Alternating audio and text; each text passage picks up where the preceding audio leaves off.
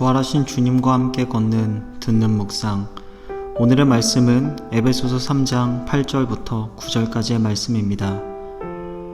모든 성도 중에서 지극히 작은 자보다 더 작은 나에게 이 은혜를 주신 것은 측량할 수 없는 그리스도의 풍성함을 이방인에게 전하게 하시고 영원부터 만물을 창조하신 하나님 속에 감추어졌던 비밀의 경륜이 어떠한 것을 드러내게 하려 하심이라. 아멘. 복음, 그리스도라는 말은 익숙하면서도 설명이 어려운 말입니다.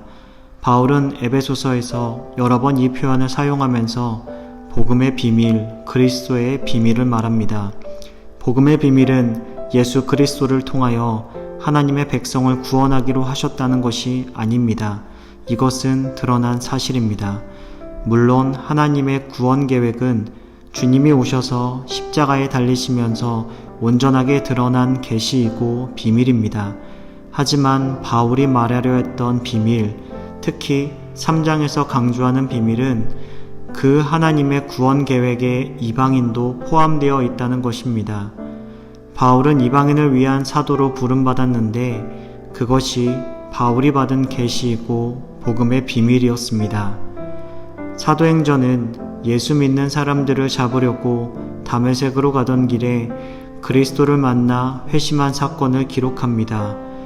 그렇게 거듭나게 되었고 거듭난 바울에게 주신 사명은 이방인의 사도가 되라는 것이었습니다.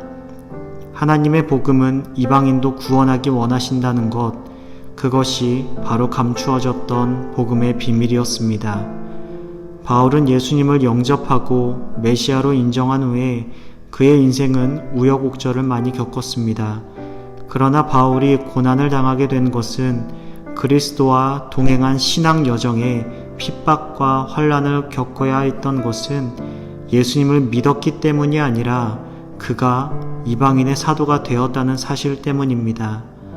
환영받을 수 없는 사람들에게 복음을 전하면서 그 사명을 감당해야 했기 때문에 고난을 엄청 받았습니다.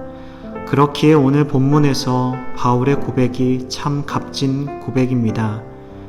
모든 성도 중에 지극히 작은 자보다 더 작은 나에게 이 은혜를 주셔서 나를 구원하시고 나에게 이방인을 위한 복음의 증인이 되게 하셨으니 이 복음을 위하여 그의 능력이 역사하는 대로 내게 주신 그 하나님의 은혜의 선물을 따라 나는 일꾼이 되었습니다.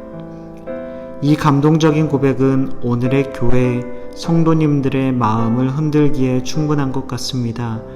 가까운 사람, 이웃, 교제하고 싶은 사람을 넘어서 손가락질 당하고 비난받는 사람들에게 이 복음이 당도해야 한다는 비밀이 우리에게 주어졌기 때문입니다.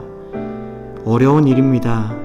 그러나 한 사람을 통해 그리스도의 비밀, 복음의 비밀이 이방인에게 밝히 알려졌듯이 이제 성도와 교회에 맡겨진 복음의 비밀을 구원의 길이 되어 세상에 열어지도록 우리를 부르신 것은 아닐까요?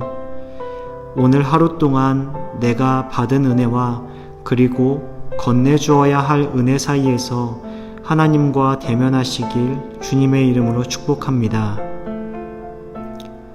나눈 말씀을 통해 묵상할 질문입니다. 복음의 비밀을 경험하신 적이 있으십니까? 그렇다면 이제는 모두에게 그 은혜를 전하실 수 있으시겠습니까?